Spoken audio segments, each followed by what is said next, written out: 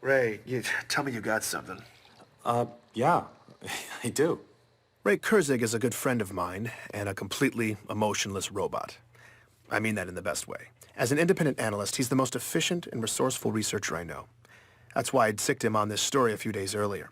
I needed to debunk the claims of Ellie's friend Katrina. He was in the area on business, so he took the time to come down and meet with me at my home office. So Katrina told me that John died at 6 years old. Right. And his parents, who supposedly died in a rebel prison, were still alive years later. Right. No, this woman's ruining my story, Ray. Tell me why she's lying. Well, she's not. Ray had found copious financial records indicating that John's parents were not just alive past 25-24, but working and paying their bills. They died in 25-24. Come on, man. Well, sorry. Their employers and a preponderance of local merchants disagree with you. I mean, the central repositories were really thin, but you dig through enough mirrored archives, it all pops up. The records are there. Ray swiped through document after document corroborating this. He even showed me medical insurance claims for a pediatric autoimmune specialist in 2517. Exactly when Katrina said John got sick. I was laughing, but I didn't find any of it funny. I'm Benjamin Giroux, and this is Hunt the Truth. Continue to hold. Jeez. Come on. Office of Naval Intelligence. Public Relations. Finally. Hey, Sully. Tell me good things, Ben. It was disconcerting to be talking to the ONI insignia again, but I started positive. The story was going really well. But that little data problem, the death record, it was back. I was hoping Sully would smooth it out for me. Ben, I thought we talked about this. Glassed planets have bad records. No, I know. I just, Glassed it's not planets just the have bad records, Ben. actually. This is colonial No, journalism listen, Sully, if you 101. could. People are saying... serious with this? People Glassed are saying... planets Listen, do glassed people have bad records? Ben, are you recording right now? Yes. That was my cue to stop recording. The off-the-record conversation was brief. Sully asked me if I wanted to do the next interview. What he meant was, do you want to keep this job? I said yes. Your call is over. Well, as you can see, I've pretty much permanently stationed myself on this beach.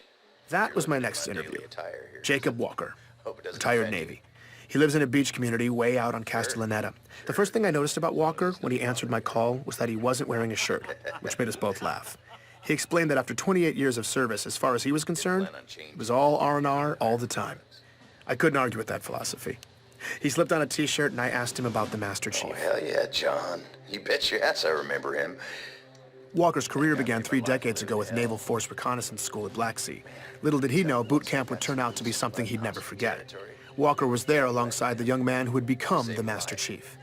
The gravity of that was not lost on him. I mean, they pushed us real hard, but John, well, he'd push us even harder, not even trying. You screwed up, you didn't know whether to be more scared of the CO or John. At first, though, Walker was unimpressed. Oh, no, man. I remember, I think it was the first week, there was a lot of talk. We were outside the mess tent, me and these other 2 jackasses getting into it, chests all puffed up and talking about being cold-blooded killers and stepping on necks, all that. I wanted to be in leadership one day. And, of course, I was 19 and jacked as hell, so, well, I figured I only had so much competition. Meanwhile, there's this quiet nobody from nowhere standing on the fringes looking at the horizon. John. Yeah, first I thought he was 20, 21. He's a big dude. Turns out he was only 16. I mean, that kid wasn't even on my radar. Soon, though, Walker says all that machismo fell to the wayside and a real leader emerged in John. Training exercises, whoever finished last got the brunt. I mean, last one in on a 20-mile, you're walking back while we catch a Pelican dropship. And that there's some downright lethal terrain, too. Reach is, well, it was a tough planet. But John, man, he took lead every time. A lot of risk and responsibility. Didn't have to, but, well, he did it. And then halfway in, he'd start to hang back, you know, and help the stragglers. You're injured, whatever. He'd be right there helping you out. And then without fail, Walker says, John always made sure he came in the way last he did it, and took the though. punishment. He made us all want to follow his lead. Try harder and help each other. I mean, we're supposed to do that, but nobody ever really wanted to until then. Anyway, we did it. But taking the hit for the group, now that was John's thing. I only challenged him for the honor once. I'd never made that mistake again. Walker's in his early 50s now, but he seemed lit up with the energy of a much younger man. It seemed the will that he and the other recruits had, in a sense, borrowed from John so many years ago, was still inspiring Walker. It was remarkable.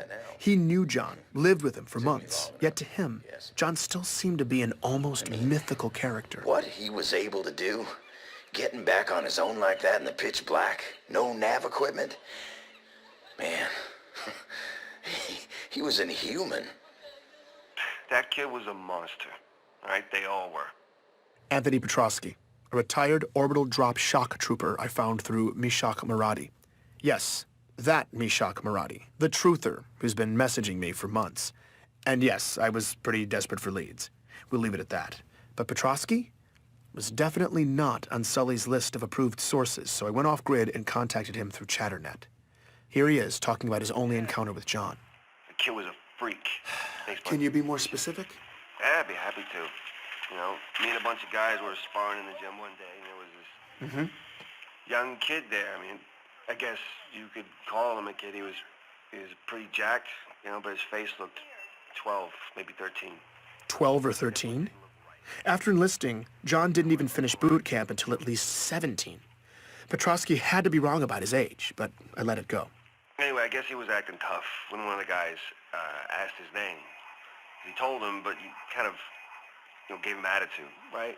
So people start mouthing off. Next thing I know, CPO orders the kid and 4 of the guys into the ring because they were supposed to fight him. Hold on, Anthony. Wait, you're telling me that the CPO ordered 4 soldiers to fight a high school kid? No, a 12 or 13-year-old, like I said. Yeah, fine. Either way, the CPO ordered 4 ODSTs to fight a kid. You got it all wrong, okay? Because those 4 ODSTs were like lambs to the slaughter. What, John outfought them? No. It was way worse. As he tells it, the ODSTs did as they were ordered. Get all ready, right? They get squared up. They surrounded John, and one of them swung. What happened next, Petrosky says, defied explanation. Because the sound this kid's fist made, it sounded awful. Because they weren't like punches, they were like rapid fire explosions. Okay, I was across the gym, but I heard it. It was sick. Like meaty cracks in a drum roll. It was just like... One of the ODSTs sustained a single body blow that instantly stopped his heart, killing him. Another trooper only took 1 shot from John as well. A punch that caved in the man's face. 2 fatalities, 1 ODST with a cracked pelvis and 1 with a shattered spine. That guy never walked again. No one had to break up the fight. It was over in less than 5 seconds. Wait, he killed them? What he did was impossible.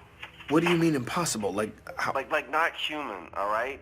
Like he was genetically augmented. So you're telling me that someone had augmented John? Someone had genetically augmented a child? Okay. No? Right. You think I'm lying? I believe Right. that's what you No, sure. honestly think Right. you saw, but... Look, here's the thing, Ben. I don't care if you believe me or not. This makes no difference in my world. I was there and you were somewhere else. So you're going to go write your little military cheerleader article, and I'm going to sit here and drink beer. So good luck. Petrosky left me with a bad taste in my mouth. Now, it's no shocker that Spartans go through a few augmentations and upgrades, but those are fully developed adults. Could a 17-year-old, probably still growing, even survive that kind of procedure? It seemed horribly risky, and what if what Petrosky was saying was true? And John was only 13.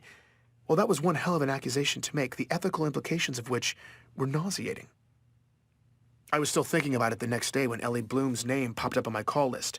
I'd let her listen to a rough version of my first episode, and she had feedback for me. I didn't want to risk anyone listening in, so I let the call go, then hit her back on Chatternet. Well, 2 things. Okay. 2 major things. Okay, yeah. That boxing coach, Dion Govender, yeah. he's a liar. Okay. How is he lying? There wasn't any boxing at the high school. How do you know for sure?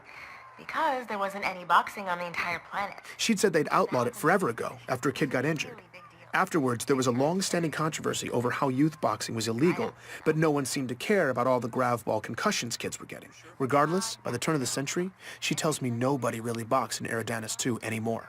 She even gut checks me, telling me to go ahead, ask anybody from the colony. They'd tell me the same thing. And there sure as hell wasn't a league for kids to do it at the high school. That's like saying there was a gun range at the toy store. It just didn't happen. And the other thing, those kidnappings by rebels in Elysium also didn't happen. Hold on. I know that's not true. You're wrong. Okay, the insurrection had a well-documented presence in Elysium. Yeah, they did, politically. They worked to influence local policy. It got tense. There was occasional violence, but nobody was abducted. We lucked out. It was peaceful. That's why Elysium was refugee central. So boxing coach, total liar. I needed to verify what she was saying, but I had the gnawing sense she was telling the truth again.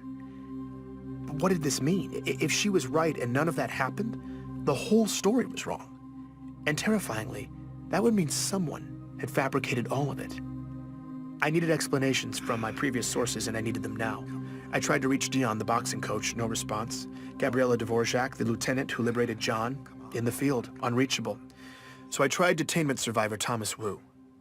He answered. Hello? Hi, Thomas? Who is this? Yeah, I'm sorry to call so late. Is it late there? I just need to ask you something really quickly. Okay. I had no idea what I was going to ask. Okay, do you know for absolute certain that Elysium suffered the same fate as your town? Yeah, I told you that. I know, but Thomas, I spoke to people who were in Elysium, and they said that wasn't true. Now, look, I know you went through a lot, but I want to know the truth. Okay.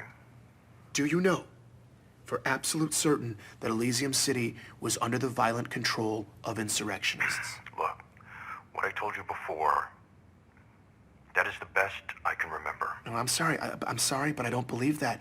You remembered it all perfectly. You rattled off the name of every single safe haven city in that region, and you only hesitated once. I was completely making this part up. I was going for broke. You only hesitated where you would have said Elysium City, right? I mean, look, I don't know for sure. But Elysium wasn't captured by the insurrectionists, was it? Hey, what are you, defending them? I'm definitely not You know, after what they did, you're going to defend them? They left us locked up for weeks. They let all those people just die.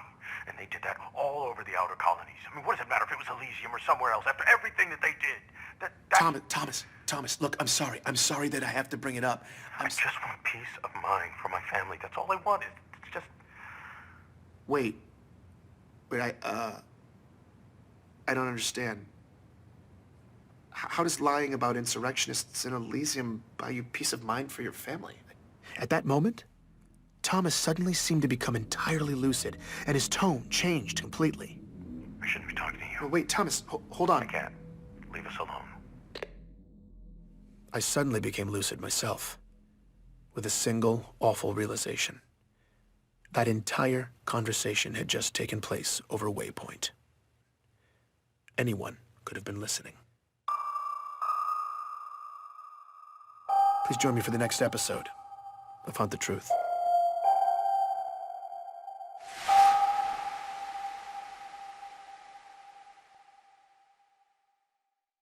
All I dug up from slogging on my own was a few hazy kindergarten stories from Ellie and a nonsensical death record. But things were looking up. Sully had arranged a face-to-face...